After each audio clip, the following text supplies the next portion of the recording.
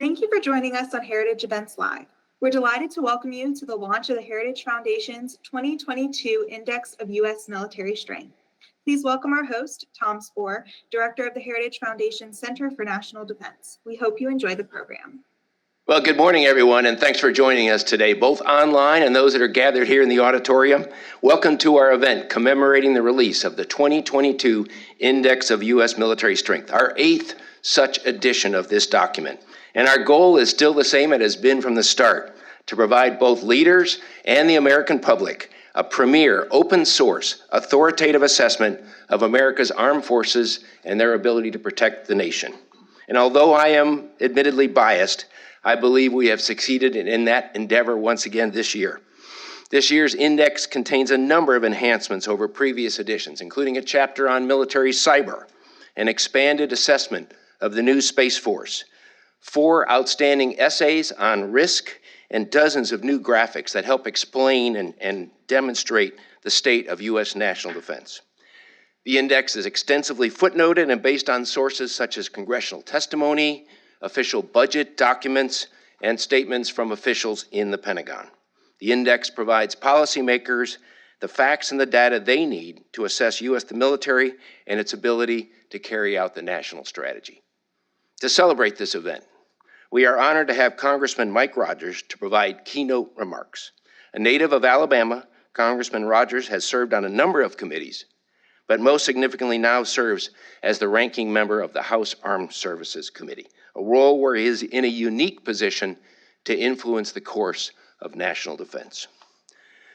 Representing Alabama's 3rd District since 2002, Representative Rogers has been a strong and consistent advocate for the American military and its national defense. We are very grateful for the opportunity to hear from him this morning. For those of us joining virtually, and I think there's at least 400 of them, there's an opportunity to ask questions as well as audience members here. And so I encourage you as we're going through this morning's event to enter questions in the GoToWebinar question box, and we'll get to as many of those as we can. But at this time, it's now my pleasure to welcome Congressman Mike Rogers to the stage.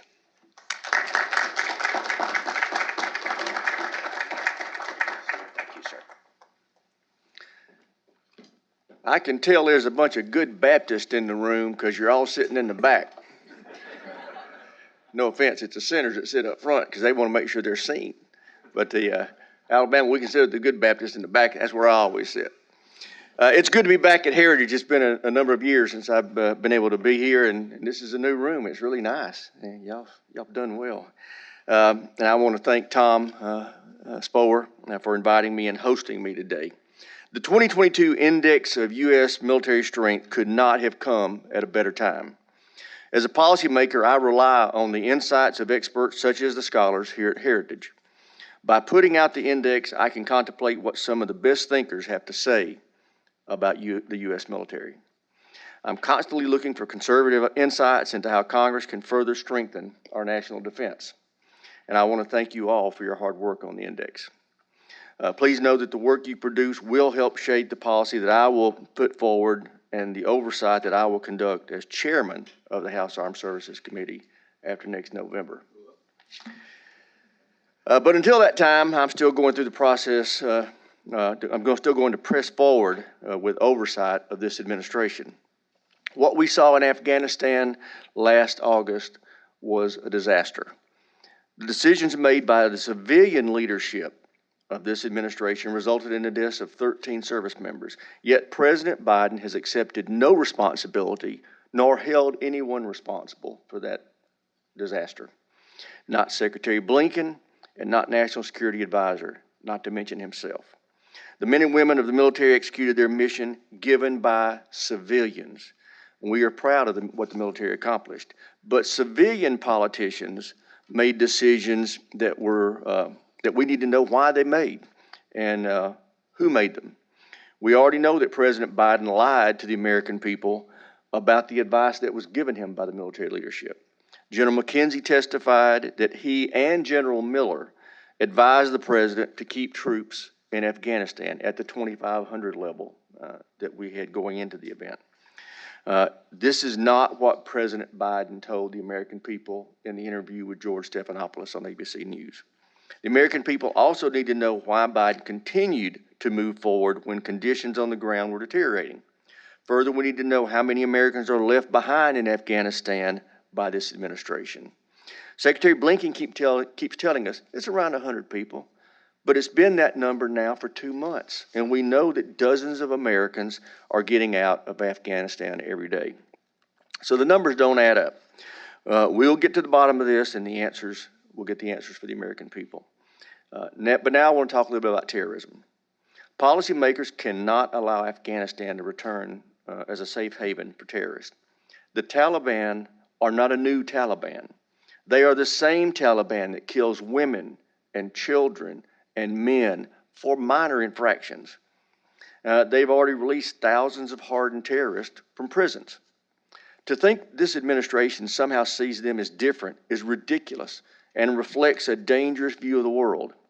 According to the latest intelligence assessment, it could be less than 12 months before al-Qaeda will use Afghanistan as a base to conduct strikes against America. Think about that. This is how 9/11 happened in 2001. We did not have eyes and ears in Afghanistan to see the training that was going on in the attack that came to our country from that nation. This administration claims they have over-the-horizon abilities to confront terrorists in Afghanistan, and I don't believe them. 2 over-the-horizon strikes in August were failures. Our human intelligence capability is gone. The ability to find a target, track that target, and execute a successful strike is now severely limited. We are also relying on Pakistan to allow us to fly over their land into Afghanistan. And I worry about what kind of deals this administration will cut with that country to maintain that ability to fly over, if we can keep that ability. But once it's closed, we will have no ability to access Afghanistan with current air domain platforms. Now, what this administration did in Afghanistan did not happen in a vacuum. It has major implications for other reasons, especially China. No doubt the Chinese found the actions by this administration in Afghanistan instructive. We know the CCP is constantly studying our actions and looking for weaknesses. They may rightly assume that this president does not want to confront the growing threat from China. Until he shows otherwise, the Chinese will continue to threaten Taiwan. They will continue their illegal activity in the South China Sea, and they will expand their footprint across the globe with Belt and Road and other basing initiatives. China is in the middle of an unprecedented military modernization. I fear they've leapfrogged us in many advanced technologies like AI and quantum computing. We know they've done so with hypersonics. The press is reporting China's recent successful test of a nuclear-capable orbital hypersonic attack vehicle. Meanwhile, we've poured money into systems that won't last minutes in a conflict with China. Space-based platforms, unmanned assets, and more distributed logistics capabilities are essential to deterring China. And I'm happy this year's NDAA reflects some of those key investment areas.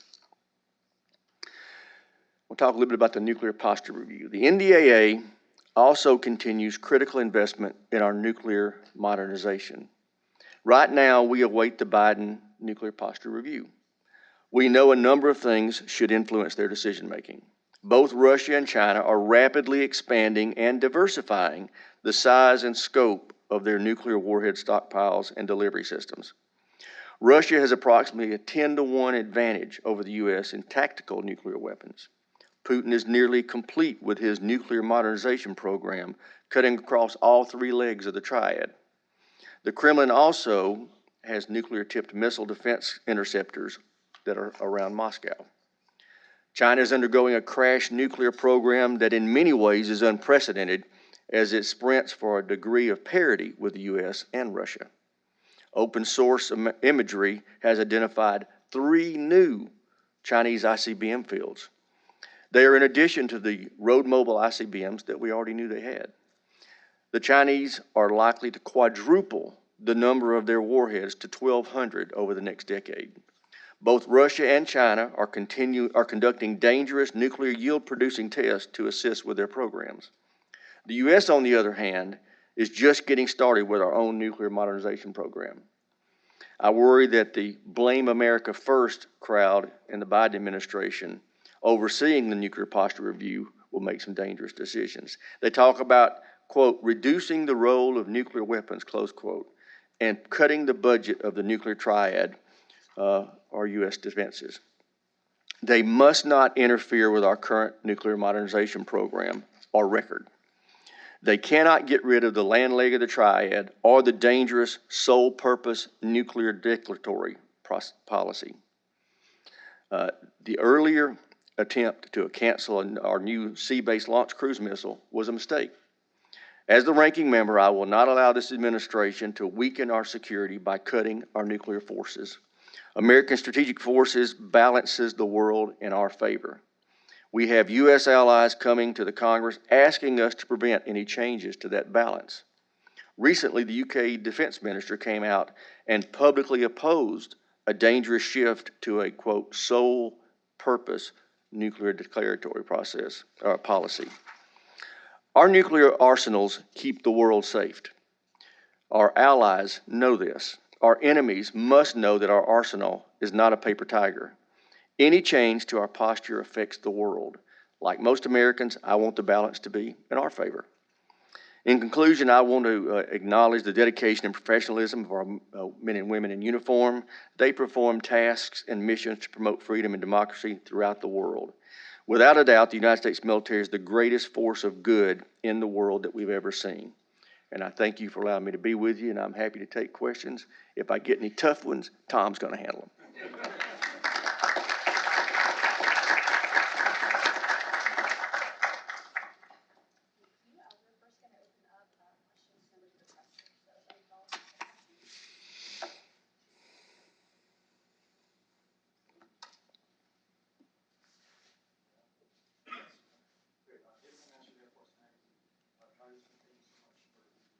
Sure.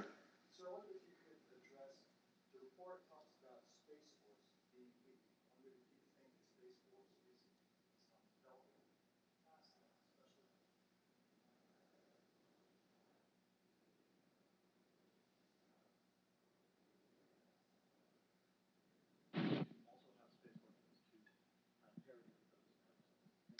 Yeah, that's a great question. I don't think his microphone was working.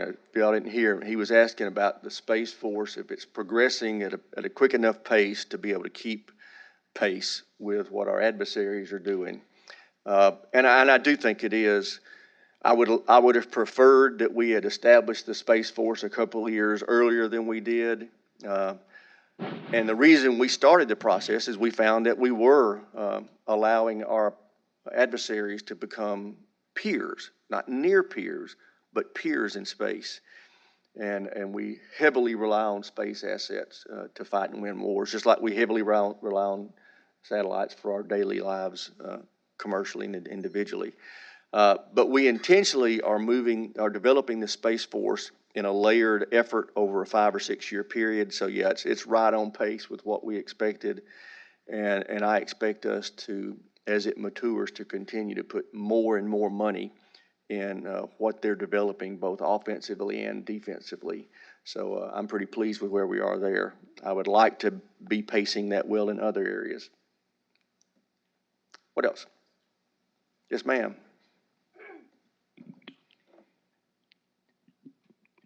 Thank you so much. Oh, There it it's works. working. Christina Wong with Breitbart News. Thank you so much for speaking today. Heritage published a piece yesterday expressing concern over military recruiting difficulties. Is this something that you're concerned about, and especially given what happened in Afghanistan and other administration policies, do you think that that could have an effect on recruiting young Americans today? Thank you. Yeah, I feel very strongly about our professional military and keeping it a professional military, and I am worried. One of the things that Adam, the chairman, Adam Smith, and I have been talking about, and we intend to lean into in this next year, is significantly increasing compensation and benefits packages, particularly for enlisted personnel. We want to maintain a professional military, and we need to compensate them as professionals. And we aren't doing that right now, particularly in the enlisted ranks. So you're going to see us making some efforts to address some of those concerns. But yeah, if you watch my questioning in the recent hearings that we had about Afghanistan, and if you read any of my comments from interviews, I have been vigorous in my defense of the military's role in Afghanistan, because the decisions that turned that into the disaster it was made were civilian political decisions. We would have had a much smoother withdrawal process if they had just listened to the members of leadership of Congress.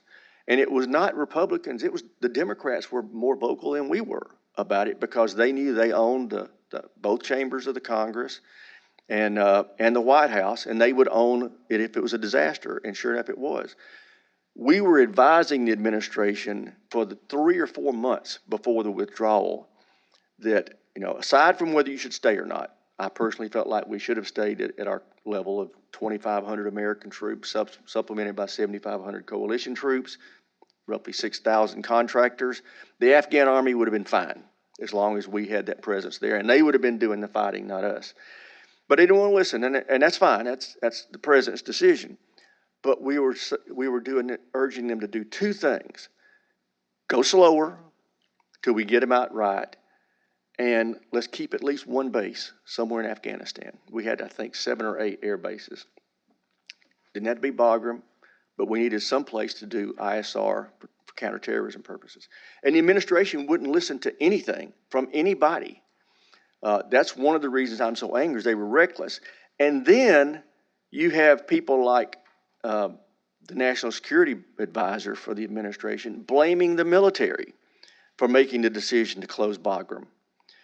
And for those of you who aren't familiar, Bagram is a very big base with 2 very long airstrips, which any kind of planes can land on. We could have used that as a very effective way to transport not only American citizens, but SIVs out of the country without having to go through the more urban Kabul airport.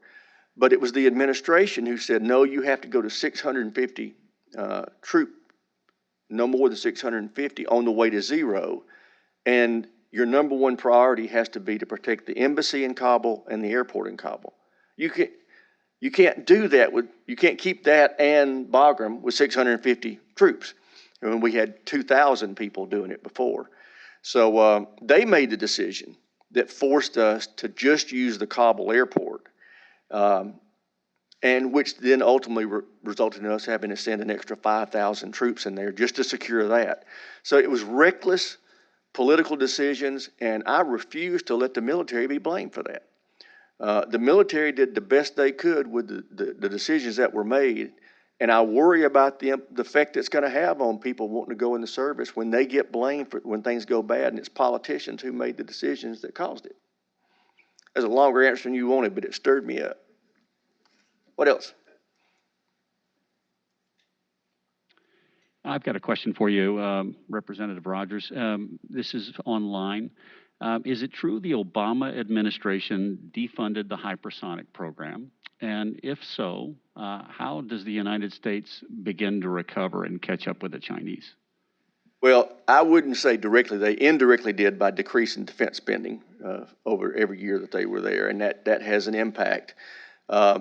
But we're having to double up now. I mean, the threats coming, and I'm just talking about open source stuff. I'm not talking about anything classified. The reported capabilities of both China and Russia in hypersonics are very alarming, and they have lit a fire under us starting last year. And so we have had increased funding. Now this is going to be the 4th consecutive year, even though the president gave us a number that was a cut. Both the House Armed Services Committee and the Senate Armed Services Committee plussed that up by $25 billion. I expect the appropriators to come pretty close to funding that amount, and that's going to enable us to do some catching up. It's not going to happen immediately, but there's some classified stuff that's going on that's really exciting that I think is going to put us back in a good place really soon. But we should never let ourselves get behind, and that wouldn't have happened if defense spending hadn't been cut year over year under the Obama administration. Congressman, John Rossamondo. I'm the Senior Defense Analyst at the Center for Security Policy.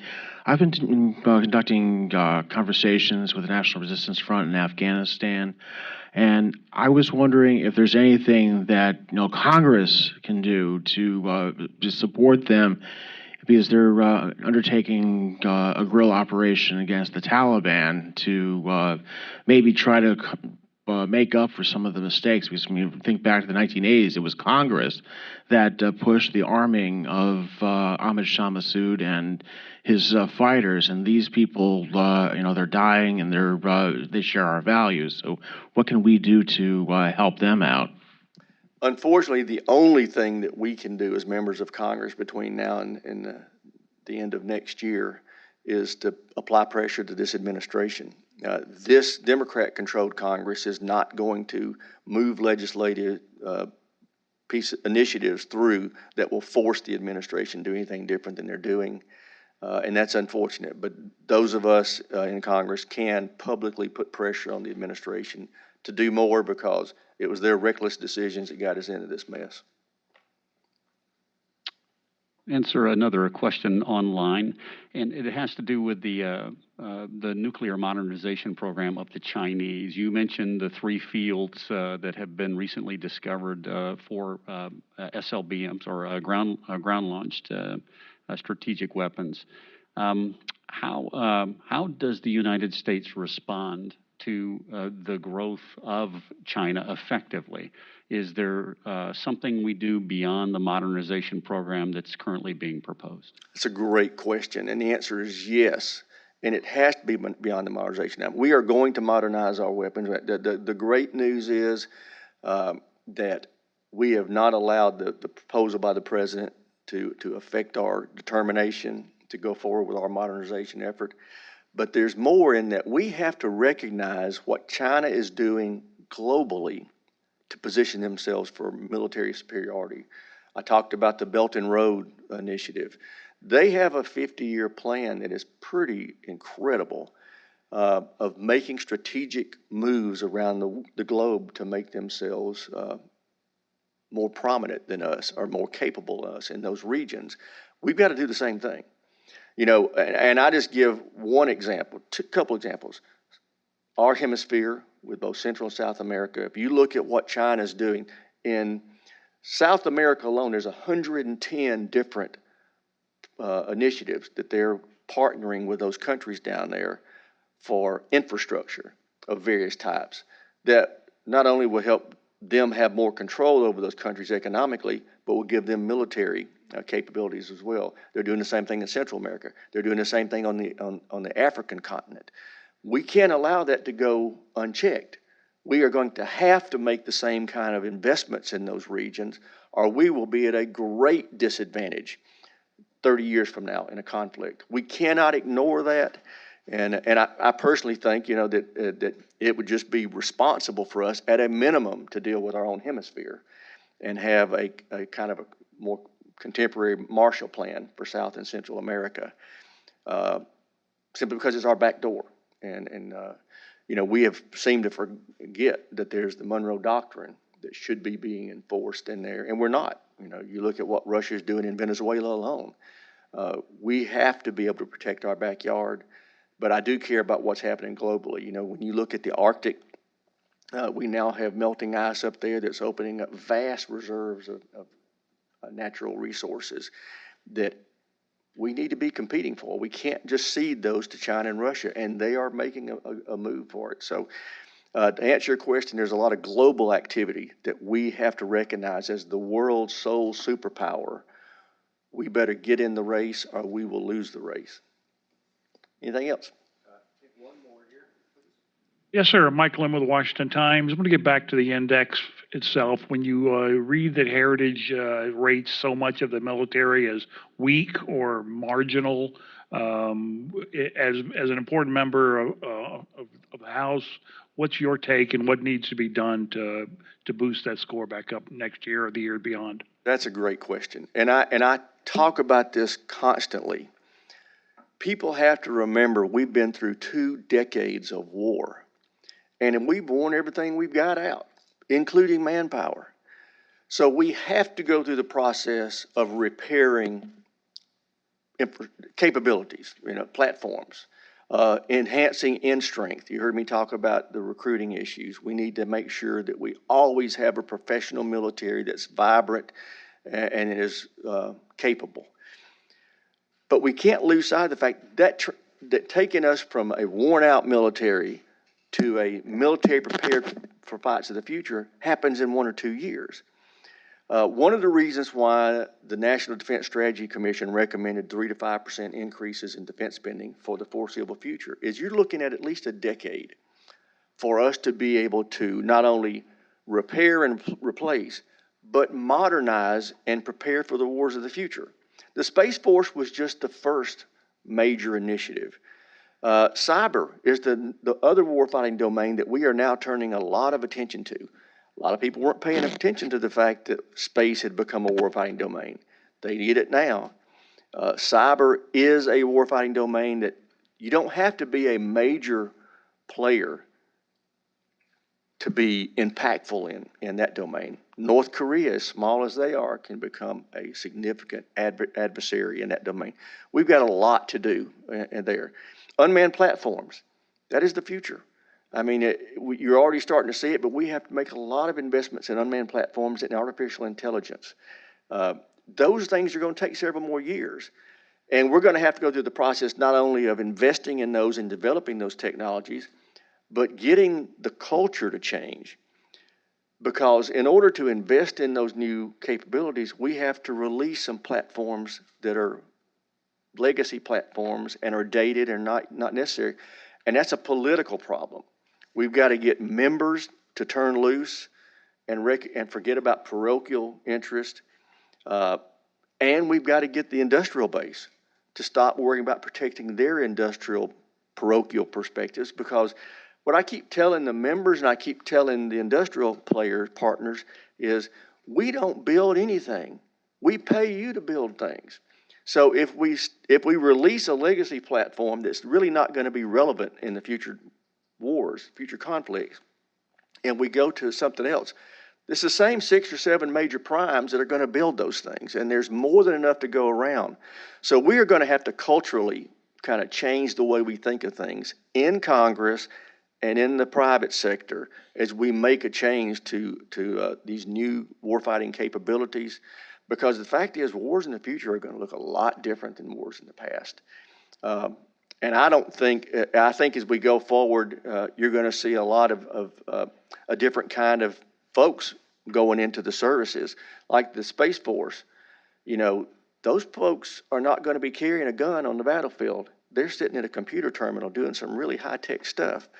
So one of the things the services are doing, and this is the last pig trail I'll go down, but it goes back to this lady's question a little while ago about recruiting. Some of these capabilities, like the Space Force, we don't need people necessarily going through boot camp to learn how to carry a backpack and a rifle.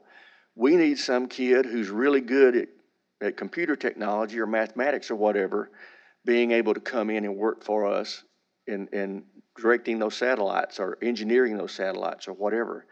And one of the things Jay Raymond is looking at, the Chief of Space Operations, is allowing members of the service who get to a certain career point where if they go private, they can make a lot of money. And their kids are about to go to college, and they need to do some things. But they would love to know they could come back in every once in a while and work for a year or so. So we're looking at possibilities of allowing people in the private sector to come in and do a 1-year stint as an officer in some technical job, or maybe 2 years, and then go back out and make some money. But be able to come in and us be able to draw on their private sector expertise and benefit from it in the military. So there's a lot of neat things that are being discussed in the future. You've probably heard us talk about the Digital Service Academy for not only the military but federal employees to develop cyber and artificial intelligence capabilities. So we're looking at a lot of neat things that are very different from the way we fought wars in the future. All those things are going to take several more years, and they're going to take continued investments of 3 to 4% increases in defense spending till we achieve that capability. And with that, Tom, I think I'm done. Yes, sir. Thank y'all.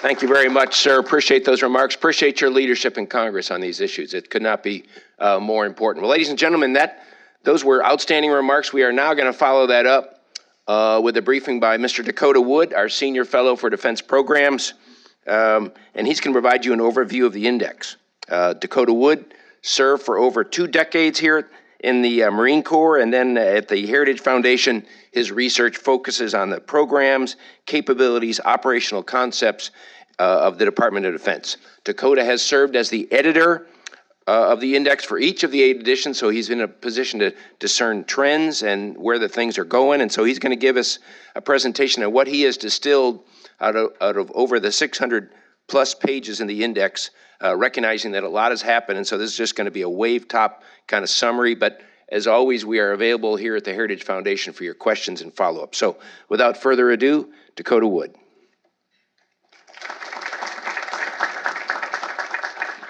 It's always great to have a warm introduction by your boss, so I appreciate Tom doing that. As he mentioned, this is very much a wave-top overview.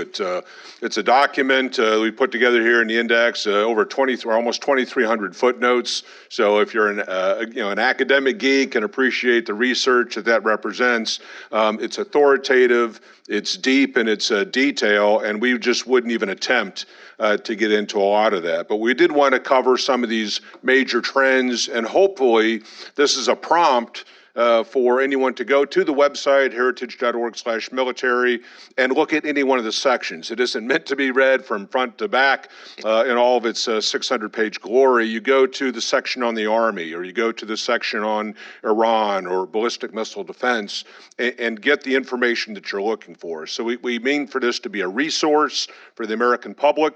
One of the criticisms that we occasionally hear is, why would we want to distill everything we know about the condition of the military into an easily referenceable document, because aren't we telegraphing to our competitors or enemies the state of affairs? I guarantee you that they're good at espionage. They've got national intelligence services that don't do anything but this sort of thing.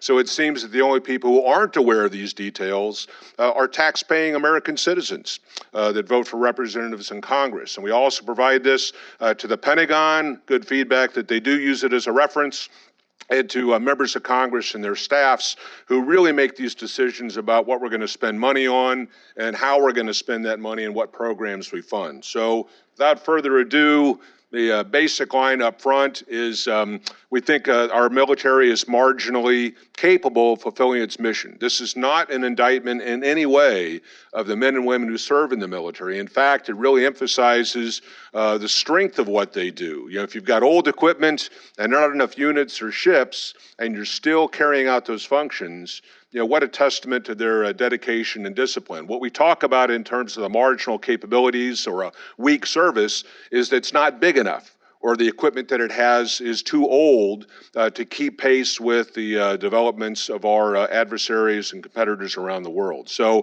on a scale of 1 to 5, 1 being very weak, 5 being very strong, we give it a middling score of 3. And we'll get into some discussion about why that's the case. We're going to make this presentation available in our thank you notes out via email to those that are participating online, and we'll post it to the website as well. So don't try to read all the tiny print, but it just talks about the depth and the breadth that we have assembled, its popularity and the number of people who go to view it, and all the major programs, et cetera, that we address in there. If you're interested about old airplanes, how old they are, and new airplanes coming in, whether those programs are healthy, we get into all that detail. We also see this as a mechanism to educate the public on various topics. And as mentioned by Representative Rogers, we have 4 excellent essays to talk about risk. In testimony, a service official goes before Congress, a member of Congress says, well, what if you don't get all the things you're asking for? And the service chief says, we'll be operating at risk. Well, what the heck does that mean? What does risk really mean?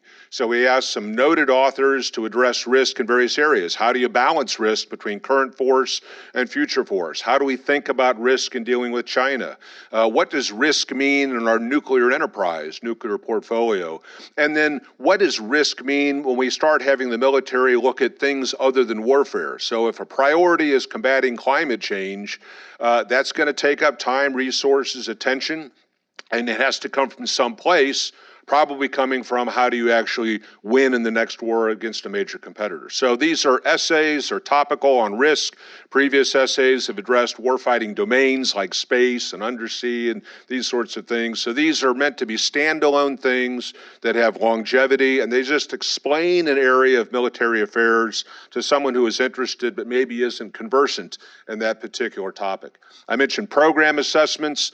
We've got a lot of equipment in the military. A lot of it is very old, and so you often hear about new programs coming in. Well, what is the age and the status of the old thing, the old truck or the old plane or the old ship? What is the status of the new item that's supposed to be coming in? Is that a healthy program? Is it going to replace it in sufficient quantity or not? And we go over 120 major defense programs that give the U.S. military the wherewithal to do its job. So the Index of U.S. military strength provides this in an easily referenceable way, and we don't know of any other resource out there globally that provides this sort of information. So very proud of that, and the effort goes into it. This is meant to talk about, this next slide is how do you think about military power? So again, I really appreciate Representative Rogers talking about you have a military to do certain things, but how that is used and the nature in which it is used are always political decisions. But if you don't have a modern, capable military of sufficient size, then you have removed that option from decision makers. So if something happens in the world that threatens a U.S. interest and the president wants to address that in some way, if he has a small military possessed of very old equipment, well, you don't have many options available. Right? So it incentivizes bad behavior by competitors. It doesn't reassure your allies very much, and it usually puts things important to the United States at risk. So really this was to help somebody kind of think through how do you think about military power, and it is infused throughout the military index and why we reach certain assessments that we do regarding services. This is just an assessment slide here to talk about the major areas. If you have a national interest and it is at risk in some way or it's being threatened, and you want to send your military out to address that, in addition to diplomatic and economic initiatives and all, it has to go out into the world to do that. Right? You have to cross major oceans. So is the world, as an operating environment, an easy place to work in, or is it very challenging and difficult? And so we looked at each of these three key regions, Europe, the Middle East, and the Indo-Pacific regions, where this intersection of very capable competitors and enduring, very profound U.S. national interests coincide. And in general, we find that, yes, we have military presence in these regions. We have strong alliances, even if some of our partners aren't very militarily capable, to put it kindly. But we have experience, and there is modern infrastructure that we can work with. Some political instability, some infighting amongst our partners, to be sure. Certainly the Middle East is fraught with various challenges. But in general, if the United States needed to go somewhere, we have familiarity and an ability to do that. So it's a pretty friendly sort of operating space. When you look at threats, boy, they're high. The Representative Rogers mentioned the pace of development and investment by our major competitors in cyber and artificial intelligence and hypervelocity platforms. Very modern air forces. China's going to town on having built an ocean-going navy. So the intent behind a particular country can be manifested or seen in its behavior. How are our major competitors behaving? And behind their words and actions, do they really have physical capabilities to make good on threats, to follow up the rhetoric with some reality and combat power? And it's pretty much yes across the board. If you look at developments in North Korea and Iran with ballistic missile technologies, and Russia and China, what they're doing, heated rhetoric, very capable militaries, and so we think that the threat to U.S. interests is high in that regard. And I have talked a little bit about the military, and we'll get into some detail about its status. It's not very, very weak. It's not very, very strong. It's in the kind of that middle category. And we use the word marginal intentionally as opposed to good enough. Good enough would say that, well, it's good enough, so what do we need to be worried about? Marginal kind of conveys its sense that, well, it can probably do the job, but you're operating at a bit of risk. You're kind of on that cusp of fulfilling its obligations as the United States military to defend and secure U.S. national interests. So it's marginally capable of doing what it needs to do, and we'll get into some of those details here in just a bit. I wanted to highlight these graphics. We've got 56 of these in addition to all the various tables to talk about programs and such and scoring. But a graphic can be very powerful in taking a lot of text, almost 235,000 words in this index over its 600 pages. But if you can take a lot of that prose information and convey it in a picture that's easily shared, we really spend a lot of time with our graphics team to convey this. So here's a picture of Europe and U.S. presence. 76,000 U.S. troops in Europe might seem a lot, but during the Cold War, when we had the Soviet Union and Warsaw Pact, it was up around 300,000 or so. We've got 2 Army brigades that are on deck there. We've got a few number of Air Force squadrons, some ships that ply the waters of the Mediterranean and go out of ports in Italy and Spain and elsewhere. But when you look at what your competitor might be doing, and especially the level to which a lot of our NATO partners have dropped relative to Cold War days, this force presence in Europe oftentimes doesn't seem to be enough to really convey the sense of assuring allies and deterring bad behavior. This has to do with China, but again, it's another representative graphic. It's not just Russia and what it's doing in Ukraine and Georgia and in the Baltic Sea and being very threatening against Lithuania and Latvia and Estonia and others, right? We have another major competitor. So the Belt and Road Initiative that was referred to by the Congressman. This is the level of investment made by China in ports and airfields and railroads.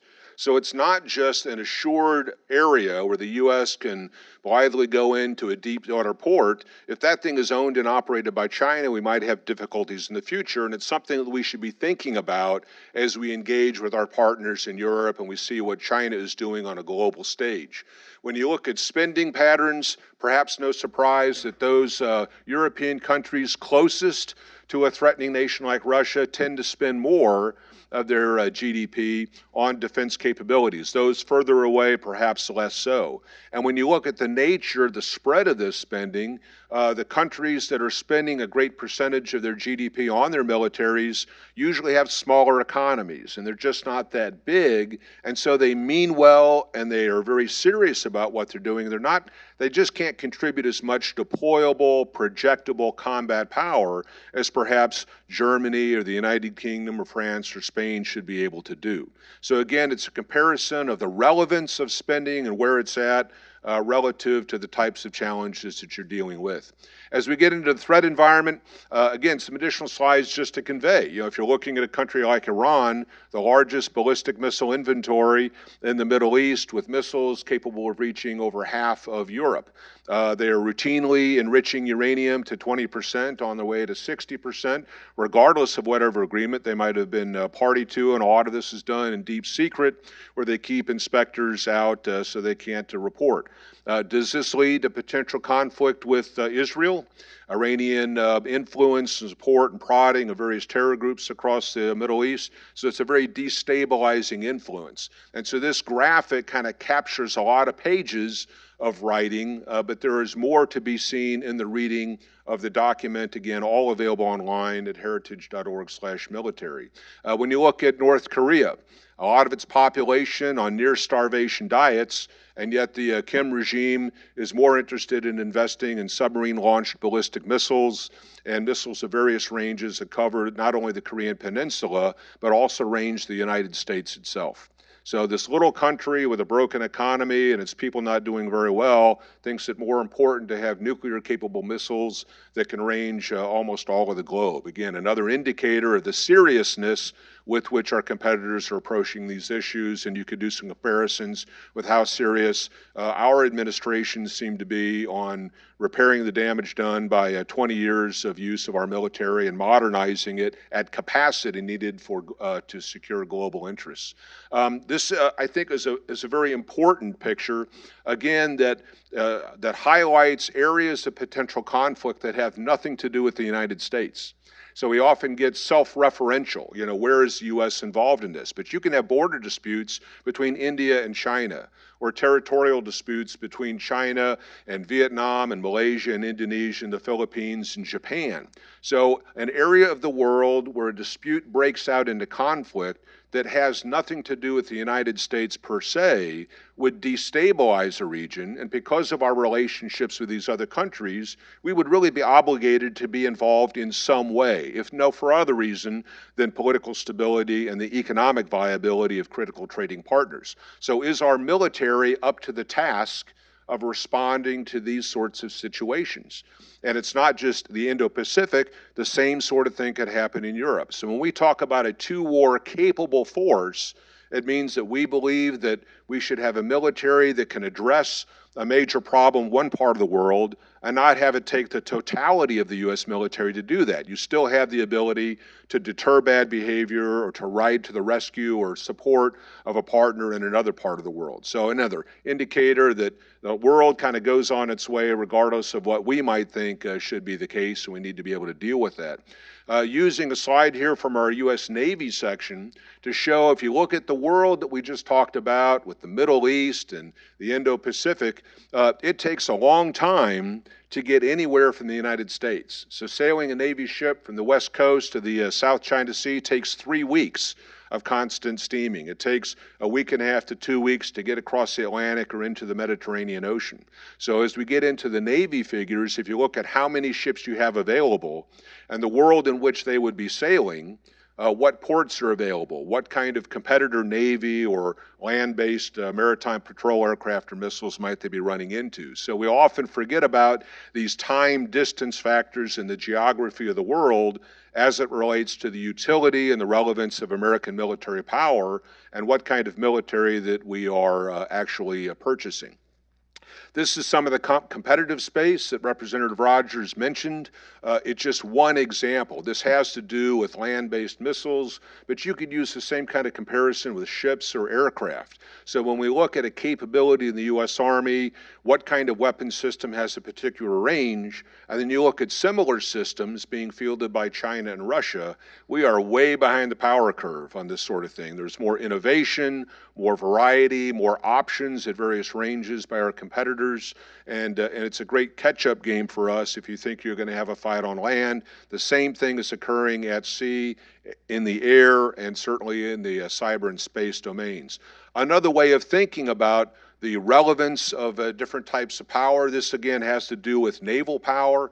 Oftentimes you'll hear comparisons that the U.S. Navy has as many carriers as the next countries combined, but only a percentage of that naval capability is available on any one day, and you have to take that and project that abroad. So with the U.S. Navy at about 296 ships, we'll just round up to 300. If you have a third of that available, which it usually is on any given day, that's 100 U.S. Navy warships spread globally. Whereas when you look at how many ships China has, 350 and counting.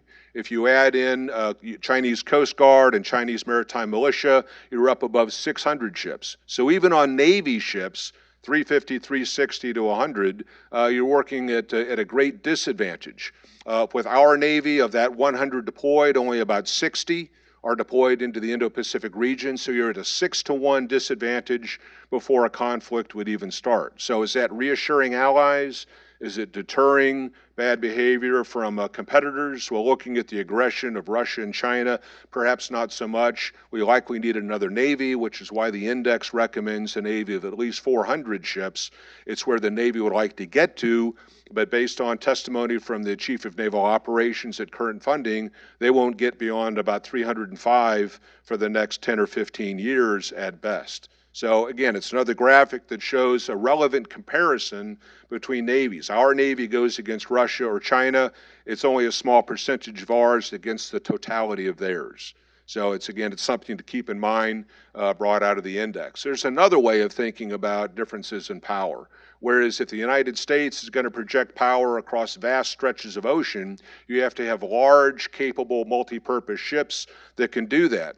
If you're working in coastal waters like China is, you're not going any further than about 300 miles, you can buy smaller ships that are more relevant to that environment, have them in greater quantity, and support that naval power by land-based air and missile systems, where the United States can't do the reverse in a similar fashion. So by comparing different types of capabilities, it could be aircraft, it could be missiles, it could be land forces, you have to account for the geography and the context within which of those forces are being used. And in this context relevant sort of military contest, again, we think the index believes that we're behind. We need more funding and systems that are more relevant to the types of wars that you might fight in these various regions. So overall, the threat environment, we believe the nature of the threat is high. Our competitors are making serious investments in these capabilities, and we are lagging in some critical areas. As we talk about U.S. military power, many of our services kind of held steady, right? But we did see a loss in ground from the Air Force, primarily because of decreasing flight hour programs, how many hours a pilot will spend in the cockpit, and a real challenge on the part of the Air Force to recruit and retain pilots in sufficient numbers that you have enough people to operate the equipment, repair and maintain it, so that you have, again, a combat-relevant Air Force. The Army knows what it needs to do, but it struggles with adequate funding for its programs. The Navy is still plagued by backlogs in its maintenance and too few ships. The Marine Corps knows exactly where it wants to go, and it's making great progress, but making sacrifices along the way, which I'll get to in just a moment.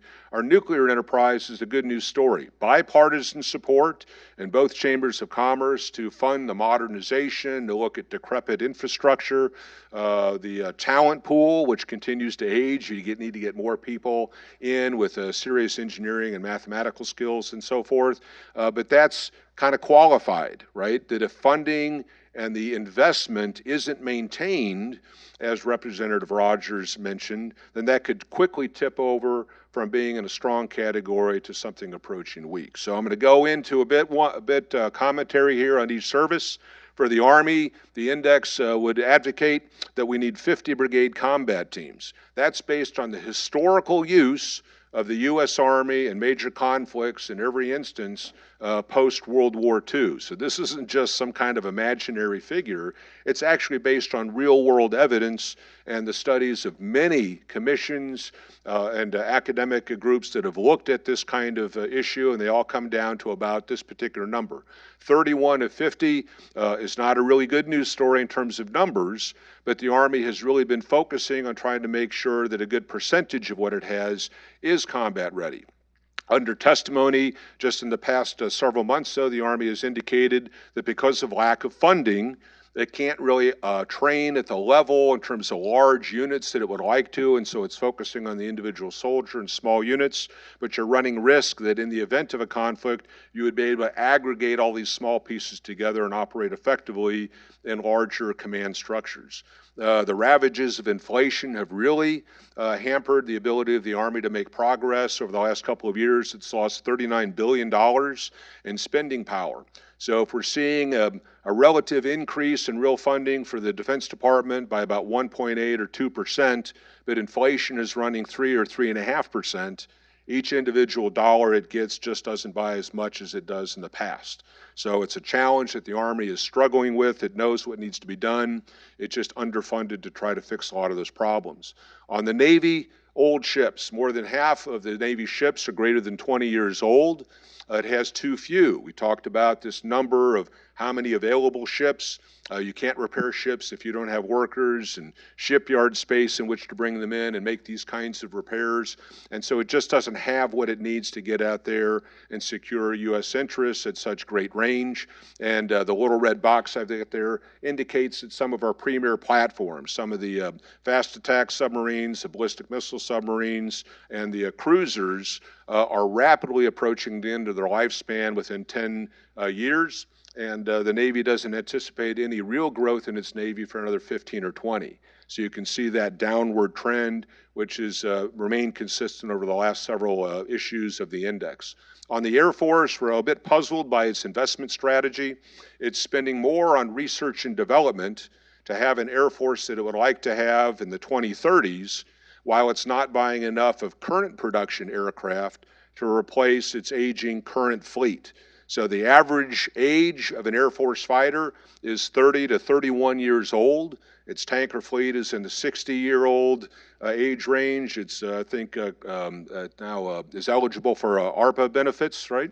But it's placing its money 15 years down the road, making the bet that those technologies and the world gives it the room. So as long as we don't go to war in the next 15 years, I think we'll probably be okay in air power, but it runs at great risk. Similarly, on the flight hour program, if you look at the last couple of years, down by 38% on average across all platforms and all pilots. So if your pilots aren't flying as much as they should to maintain certifications, they really can't get the combat confidence to engage in the types of air operations that you would have to deal with against a major opponent. The last 20 years, the enemies we've been fighting in the military have been non-state actors. No armies, no navies, no air forces, no anti-air defense systems. And so our pilots, while they've been doing fantastic in supporting ground operations, really haven't had to deal with the type of threat that you would meet for a China or a Russia. You can't get there if you can't fly. You can't fly if you don't have the funding. So again, it comes back to defense budgets. For the Marine Corps, I mentioned that they're doing a great reorientation to develop the types of units with very meaningful capabilities that can be distributed across a large area, which is necessary if you're going up against something like China and archipelagic waters of the South China Sea. But you have to have new resources, robots and unmanned systems and naval strike missile and these sorts of things. That takes money. In a world of flat budgets, what they're doing is sacrificing end strengths. They've already given up a full regiment. That's 3 battalions, dropping from 24 battalions to 21.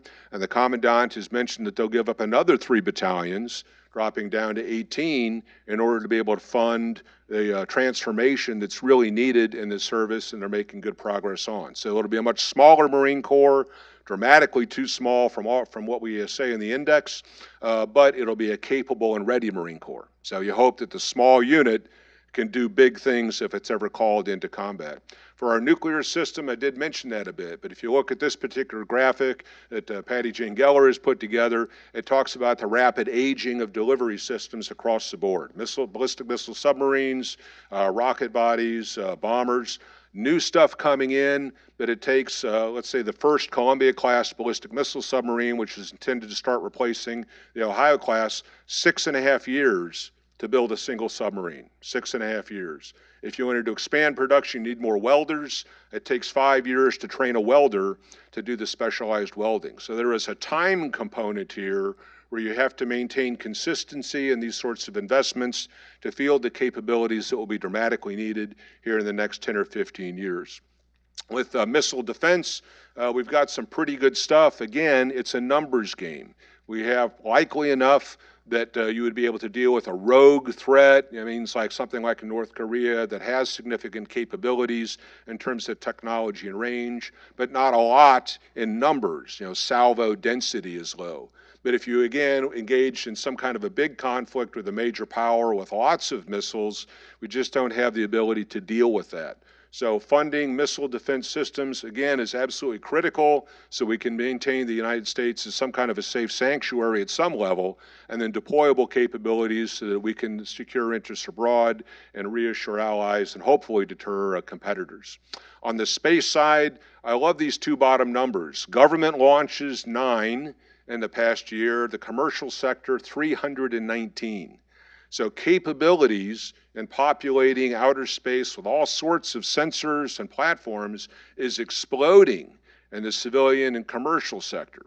The challenge then becomes for the U.S. Space Force is who is managing all that, tracking things, see not only what the U.S. side, but our European friends, Asian friends, and our competitors are also doing.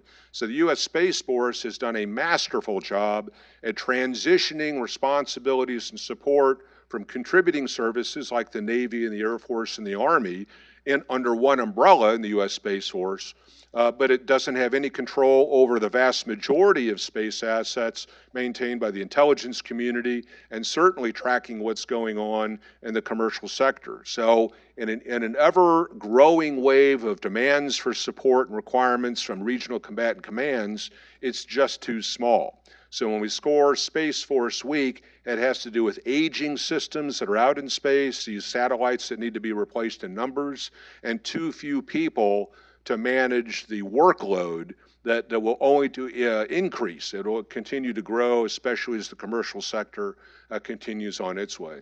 So in conclusion, what we have here is 30 years of sustained use of our military since the end of the Cold War. We had the happy decade of the 90s where funding was slashed dramatically. The industries that produced military equipment were consolidated. We have single points of supply, which means single points of vulnerability. Only one plant brings together the F-35. Only one plant in Ohio makes tanks. Only one company makes aircraft carriers because it's more efficient, but it's less effective if you had to dramatically increase utilization. The military services or combat experience has been against non-state actors. They're trying to figure out what going back to thinking about real war really means at scale and at range. And unfortunately, our defense budgets just are not keeping pace with this evolving world. So again, this has been a very quick, a lot of talking very fast about a lot of material in the Index of U.S. Military Strength. We encourage everybody to visit it online. Again, each one of these sections you can access individually and download. And we certainly have paper copies for those who have been gracious enough to bless us with their presence here in the auditorium. We are at the end of the program, so I can't take any questions, but if you do have any, please send them our way. We'll be more than happy to explain in greater detail anything that I have covered today. So we are, again, so honored that you have attended here in person or attended online. We look forward to continuing conversation. And if there's any way we can help a particular group or organization get a better feel for national defense issues, we're more than happy to support. So thank you all. Appreciate your presence, and God bless.